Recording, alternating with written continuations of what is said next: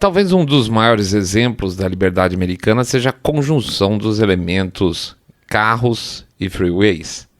Sempre que se falou do espírito industrial e livre dos americanos, os documentários, qualquer apresentação audiovisual mostrava sempre a imagem de uma grande estrada vista de cima, com os carros, geralmente carros grandes passando.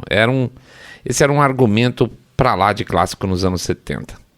Mas com o passar do tempo, essa imagem do carro que te leva onde você quer ir, das motos que te levam livres pelo interior americano, aquela coisa Born to be Wild. Em suma, da liberdade ir e vir foi sendo meticulosamente manchada de cinza. Sim, os carros poluem, evidentemente, e sob esse aspecto específico, mas não sob essa razão específica, os automóveis passaram a ser os grandes vilões da sociedade moderna. Em parte foram eles que nos trouxeram para onde estamos hoje, e agora dá-se as costas para o transporte individual rápido. Vamos falar sobre esse planinho maroto no episódio de hoje, ok?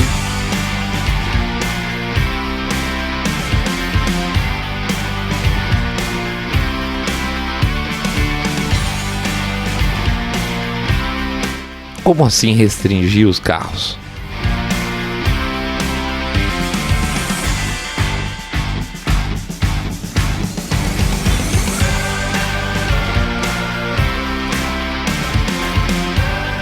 Saindo da bolha. Menos notícia, mais informação para você. Pensa bem, quando se falava em futuro da humanidade, o que se imaginava? Pode pegar livros, filmes, pode pegar até desenho animado. Por exemplo, a família Jetson andava para lá e para cá nos seus mini discos voadores com aquele barulho engraçadinho.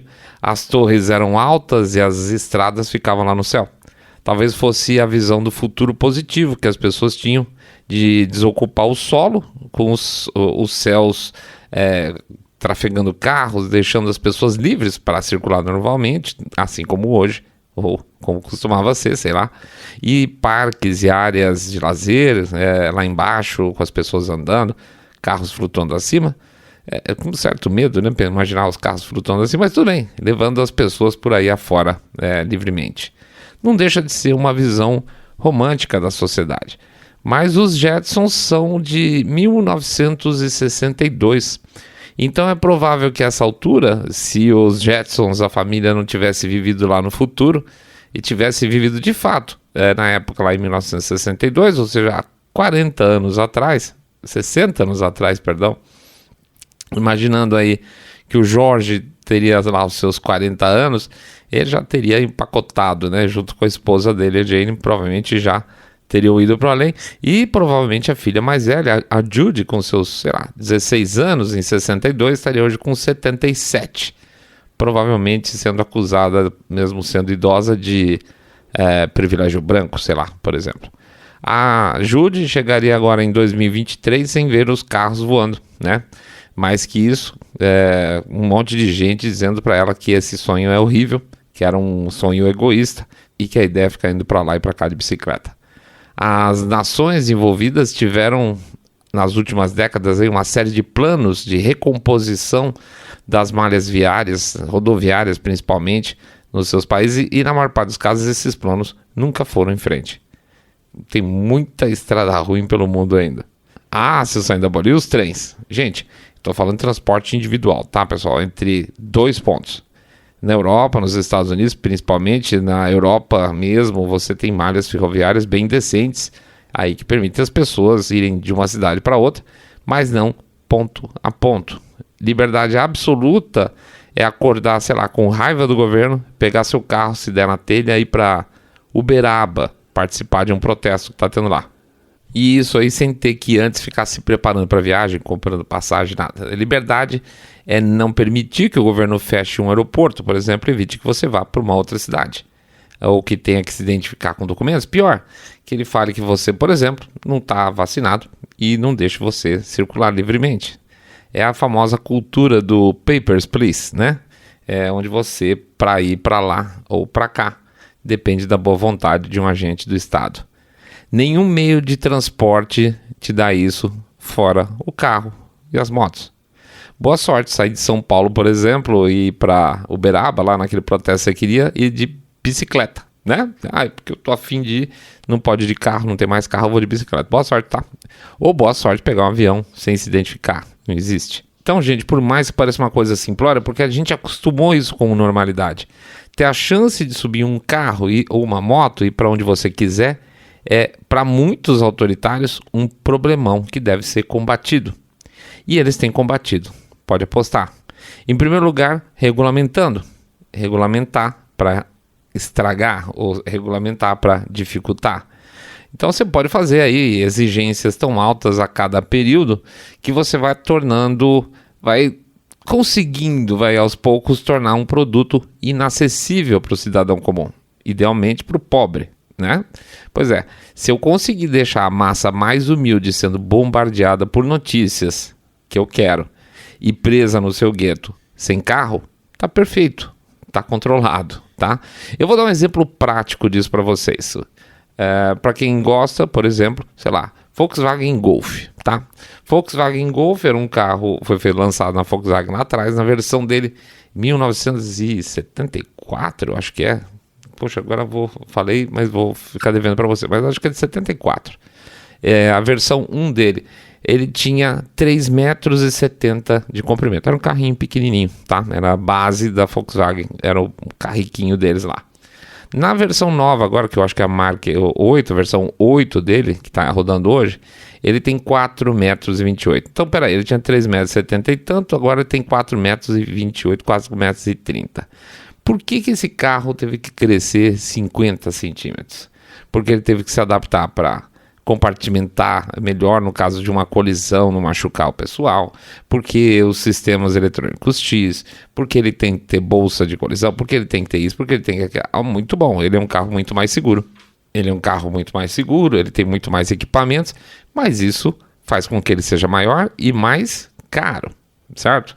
E aí menos acessível. E aí com o passar do tempo, com essas regulamentações, o carro ficando mais complicado, mais caro, mais pesado, mais tudo, que a indústria fazia, lançava um abaixo dele. É mais ou menos vocês pensarem aqui no Brasil, você tinha o Fiesta, que Fiesta, aliás, era a mesma coisa do Golf lá atrás.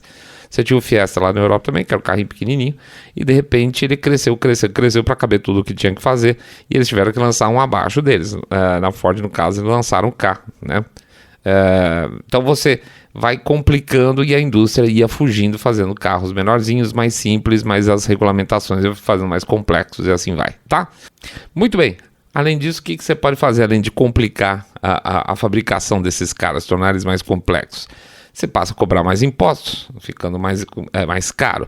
Ficando mais caro, obviamente, quem deixa de comprar, de novo, né, é o pobre. Porque o cara que hoje poderia comprar um carro médio maior, vai comprar um carro menor, mas continua comprando. Mas o pobre que não podia comprar, ele comprar carro pequenininho, agora não vai poder comprar mais. O que você faz? Você faz mais restrições de consumo. O carro tem que beber cada vez menos combustível. O que você faz? Menos emissão de combustível, aí você bota mais equipamento lá dentro, ele vai ficando mais pesado. Então você vai complicando. As indústrias então iam fazendo isso, lançando esse esquema de um produto novo numa linha abaixo, tá? Para, vamos dizer assim, escapar dessas restrições até que houvessem novas restrições e esses novos pequenininhos iam ficando cada vez maiores, até que eles resolveram entrar no jogo. Eles não fazem mais isso. Eles não são besta. Pensa o seguinte, para que eu vou brigar com essa história toda? Nós vamos ganhar dinheiro agora. Nós vamos ganhar o seu dinheiro, seu, tá? Você que está me ouvindo, seu dinheiro vendendo unidades ecologicamente corretas. Apesar dos resultados, a gente já fez 2 programas sobre isso, né? Pelo menos, os resultados serem pífios de maneira geral, porque é difícil que você consiga uma base enorme de carros, primeiro híbridos, agora nem híbridos eles estão falando mais, estão pressionando em cima da parte do elétrico puro, tá? Pois bem, então a coisa agora, como tudo agora, acelerou. Se pressionar, fazer campanha, falar bonitão, dar subsídio, foi a tônica dos últimos anos em relação aos carros, fazer com que as pessoas fossem para os elétricos, uma coisa não cresceu o suficiente para aquilo que eles queriam. E aí agora o negócio foi botar o pé no acelerador. Então, por exemplo, a Califórnia definiu que não se poderá vender mais carros com motor a combustão interna a partir de 2035. Adivinha o que vai acontecer? Vamos lá fazer umas bolas de cristal aqui. Primeiro, as pessoas vão começar a comprar carros nos estados vizinhos, tá? Talvez tenha dificuldade de abastecer, não sei, porque vai ter uma frota enorme ainda rodando dos carros antigos, entre aspas, rodando com gasolina por muitos anos. Você vai ter sempre um posto de gasolina ali por perto, tá? Então, o que eu faço? Eu vou lá para Nevada, atravesso a fronteira. Se eu fosse um cara de Nevada, eu ia abrir uma concessionária exatamente na divisa ali com a Califórnia. O cara vai ali do lado, compra o carro, traz para a Califórnia. Primeiro furo na história. Segundo, a rede elétrica de transmissão, de distribuição de energia da Califórnia é uma sucata, tá?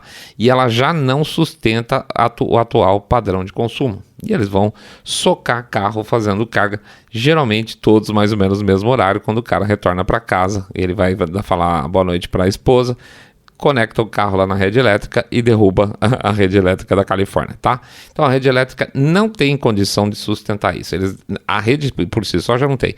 E eu não sei nem se eles têm capacidade. Eu diria que não tem, em princípio, mas eu estou falando de cabeça isso aqui.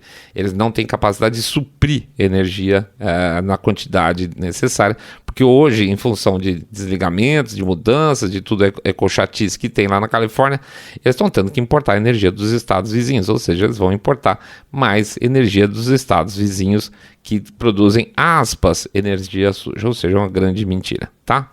O que mais vai acontecer? Mais gente usando carro elétrico, mais gente consumindo eletricidade, redes caindo aos pedaços, preço da energia nas alturas, certo? O que mais? Carros caros. Carros elétricos são mais caros que os carros a combustão interna. Então chuta o que vai acontecer, que é o que a gente está falando desde o começo. Isso não é jogo para pobre, queridão. Você vai ficar preso no seu gueto. E a ideia, sim, é essa. Quietinho no seu canto, sem como se transportar entre dois pontos livremente, se possível dentro do seu guetinho ali fechado, porque você não tem um carro. No máximo você vai estar andando lá na sua bicicletinha, né? E aí entram um pouco aí os conceitos de cidade de 15 minutos, tá? Você já viu o pessoal tá protestando? Bom, para quem não sabe, a cidade de 15 minutos, eles fecham determinadas áreas dentro das cidades. Então, e você é obrigado a passar a ter a sua vida toda dentro de um determinado perímetro, onde você vai ter que ter o seu médico, você vai ter que ter o supermercado, você vai ter que ter o seu trabalho, você tem que ter tudo dentro daquele raio ali de 15 minutos mais ou menos, tá? Obviamente, apesar dessa desconexão entre políticos e a população em geral, a coisa está andando. Em alguns lugares na Europa, principalmente, está acontecendo, e principalmente na Inglaterra. A Inglaterra está virando realmente uma sucata democrática, né? E aí começam os protestos. Tem povão quebrando as barreiras nessa cidade de 15 minutos, tem povão derrubando poste com radar, desobediência civil básica, gente que não está pagando multa. Ele vai lá, atravessa e dane-se. E na hora que chega a multa, ele também não paga, tá? Isso vai ser um problema a ser analisado no futuro, como é que eles vão fazer isso, tá? Existem muitas multas em determinados locais da Inglaterra que estão sendo perdoadas porque as pessoas simplesmente não vão pagar, tá? Mas não pense que foi algo pensado, estruturado, caprichadinho, tá? Essa questão das pessoas trabalharem em áreas distintas, terem pessoas que têm famílias em áreas distintas, a filha que cuida da mãe, ou vice-versa, dos filhos da criança, eles não estão nem aí, e a questão não foi pensada nisso. Como é que se age numa situação dessa? Como é que se age por um cara que não tem condição de ficar restrito à área dele? Azar, é sempre isso, azar. E por isso está tendo desobediência civil. É o mesmo pacote que envolve a questão do carro elétrico socado goela abaixo. Você tem alguma coisa em princípio contra o carro elétrico? Não tenho. Se for bom, tá ótimo.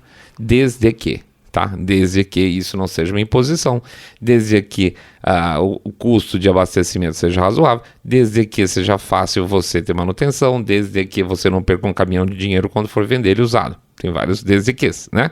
Se for um mau negócio, eu não quero. É isso aí, basicamente, tá? Mas tem algumas coisinhas acontecendo por aí. E em primeiro lugar, então, é a rejeição da população. O problema, então, não é o carro elétrico em si. Se ele for bom, se ele for prático, ótimo. Mas hoje não são. Imagina, por exemplo, você, cidades grandes aqui no Brasil, como São Paulo, Rio de Janeiro, principalmente também, Belo Horizonte, cidades muito grandes e principalmente onde você tem tido um crescimento grande nos anos 70. Como é que você vai fazer, por exemplo, para energizar todas as garagens de todos os prédios residenciais, alguns aí com décadas e décadas de idade? Não é possível. Não é possível, tá? E você acha que a pessoa vai falar, então, ferrou? Fica sem carro mesmo? Não, ela não vai. Ela vai dar um jeito e vai continuar com o carrinho dela a combustão. E o pau vai comer, tá? E olha que eu sou um cara que adora carro. Eu sempre tive carro. Mas eu tô ultimamente usando cada vez menos. Mas eu tô usando cada vez menos porque eu quero, tá? Porque eu ando meio de saco cheio dirigindo no trânsito de São Paulo. Mas quando eu quero, eu dirijo e ponto. Acabou. Não cabe alguém falar assim, olha, tá vendo como tá difícil? Por que você não simplesmente, nós não proibimos? Não vai fazer diferença na sua vida. Azar, mesmo que eu fique com o meu carro apodrecendo na garagem, isso não vai acontecer, tá? Não é porque a Greta ou algum chupim lá, casado com uma bilionária americana que passou a ser chamado de czar do meio ambiente na administração Biden, quer que seja assim, que vai ser. Não pode ser desse jeito. Outro ponto é que o Ocidente esquece que ele é só parte do mundo. Apesar, por exemplo, então, do Japão estar no meio desse pacote chamado Ocidente, a Toyota tem feito propositadamente corpo molíssimo com essa história toda de carros, linhas totalmente elétricas dentro do seu carro. A Toyota já avisou, se as restrições aumentarem nos países europeus, eles vão fechar as portas das fábricas lá. Tchau, vai todo mundo para a rua, vão perder investimento, vão perder imposto, vão ter que passar a importar, isso vai sair dinheiro do bolso do país para ir para outros países. E repare que a Toyota foi literalmente a primeirona a se destacar nesse segmento com o famoso Toyota Prius, faz muito tempo que era híbrido, mas como híbrido não elétrico. Tá? Não é um carro elétrico, é um carro híbrido. Mas assim, a Toyota foi badaladíssima. Olha, ela está lançando o híbrido. Mas ela não caiu na linha 100% elétrica. Não caiu mesmo. A marca também investe forte em hidrogênio. Tá? Eles estão querendo chegar lá em carros movidos a hidrogênio e não nos chamados elétricos puros. Ou seja, ela está nadando contra a maré, tem tomado porradas fortíssimas de grandes grupos de investimento, mas está ganhando a parada até agora. Ela continua sendo a primeira colocada no mundo todo entre os fabricantes, ao contrário da Ford, que, por exemplo, já deteve o segundo lugar, o segundo maior fabricante de carro do mundo, hoje está em quinto lugar, tá? Inclusive abrindo mão em outros países onde, por exemplo, nós aqui, se você pensar que está abrindo mão do mercado brasileiro basicamente, porque ele é pobre. Não dá para ficar vendendo o produto deles para então azar de vocês, tá? Pois é, lembra a história do Garrincha? O jogo tá meio que decidido, mas esqueceram de combinar com o opositor? Então, essa é uma luta de cachorro grande e de um lado estão definitivamente marcas abertamente globalistas, como a BMW, por exemplo. A BMW é uma marca que eu tenho um certo horror, apesar de gostar dos carros, e outras marcas tradicionais como a Toyota, tá? É um jogo pesado e é um jogo ainda sem resultado certo. O que é certo é que o objetivo é tirar de você mesmo, a sua mobilidade, tornar você aí um habitante global em eterno lockdown.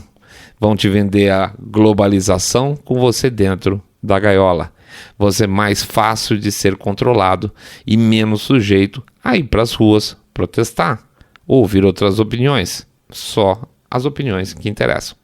Esse estado bonitinho, teoricamente, vai regular tudo para a gente, para o nosso bem. Em nome daqueles que nunca tiveram espinha nas costas, daqueles que gostam de ter tudo de mão beijada, ainda que seja migalha, tá? E de milhões e milhões de vagabundos pelo mundo afora, esse projeto global é saboroso. Eu não quero nada, me dá um dinheiro aí que tá tudo certo. Mas eu ainda acredito que a maior parte das pessoas, nós, humanos, não é assim. Eu posso estar errado, mas eu ainda acredito que a maior parte de nós gostaria de construir a sua própria história. E para construir a nossa própria história, a gente tem que estar disposto e com meios de nos deslocar para cá e para lá, conversar, protestar, aprender, ver culturas diferentes, crescer. E a gente, para isso, precisa de transporte individual, ponto a ponto. A gente precisa também do avião. A gente vai precisar muito tempo ainda do avião para fazer viagens internacionais e troca de cultura. E eles também estão bombardeando isso, tá, gente? Não é por acaso que esses são os grandes vilões. Não é por causa do combustível, não é por causa da fumacinha. É para segurar a gente quietinho, onde a gente está recebendo as migalhas de informação e as migalhas de caridade de um Estado cada vez mais controlador. Esse é o projeto. A gente vai deixar acontecer se não fizer nada. Mas a gente está fazendo, não tá? Eu acho que sim. É isso aí, pessoal. Vamos fazer o nosso Jabacito Expresso aqui. Pedir para vocês entrarem no nosso site www.saindabolha.com.br, clicar no botão Follow ou seguir a gente no Spotify, Podcast Addict, Google Podcast, Apple Podcasts. Pedir também para fazer um share do episódio e fazer o famoso boca a boca sarado, contando que vocês estão acompanhando o podcast Cabeça Direita Limpinho Supimpa, que detesta o politicamente correto e nego falando o que eu devo fazer. Que mais? A gente pede também para vocês considerarem decoração, dá uma super força aí pra gente fazendo um Pix, tá? Pix pode ser de qualquer valor, 1, 2, 5, 10 milhões de reais, porque pingado não é seco, ou R$1 por episódio, que ajuda pra caramba. Que mais? A gente também vai falar do nosso livro, a gente mudou um pouquinho o nosso enfoque, vamos falar um pouco mais pra quem não conhece a gente, como a gente tá sempre crescendo um pouco mais, é bom voltar pra trás. Então vamos voltar a falar um pouco do Treler, tá? Aprenda a Treler Notícias, que é um e-book nosso, uma galera grande já comprou. Vou apresentar aí para quem está chegando, tá? Entra lá, www.treler.com.br e conheça o material. Acho que é muito legal e ele serve de abertura para o nosso e-book 2, que é o Teorias Conspiratórias, tá? São 2 e-books que tem o Saindo da Bolha. Pede também, por favor, para vocês considerarem uma doação via Apoia-se. O Apoia-se tem um esquema de doação recorrente. Você vai lá no apoia.se/saindo da bolha. apoia.se/saindo da bolha. Tem os planinhos lá, cai no cartão de crédito todo mês, um valor que você estabelecer, tá? E aí vocês não precisam ficar preocupados. Será que eu já fiz o Pix ou não fez o Pix do Saindo da Bolha? Não fez? Então faça, que tá acabando o mês. Tá bom? É isso aí. Grande abraço para todo mundo. A gente volta a se falar no fim de semana. Fiquem em paz, fiquem todos muito, mas super, super bem.